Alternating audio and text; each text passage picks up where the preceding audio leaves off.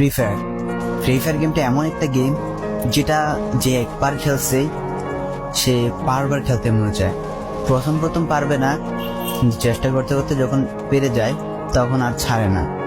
আর এই গেমটা যারা একবার খেলছে, যার মনে একবার জায়গা করে নিয়েছে, সে কখনোই এই গেমটা বলতে পারবে না। সে যদি 1 দিন 2 দিন 7 দিনও না খেলে, সে 7 দিন পর আবার ঠিকই এই গেমটার ভিতরে ঢুকবে। কারণ এই গেমটা কখনো কাউকে কষ্ট দেয় না। এই গেমটা সবসময় সবাইকে আনন্দ রাখে। এই গেমটাতে আমি অনেক সময় কাটাইছি, আর এটা আমি কখনো ভুলতে পারবো না। এই গেমটা আমার কাছে এমন একটা গেম যেটা কিনা আমি বলে বোঝাতে পারবো না।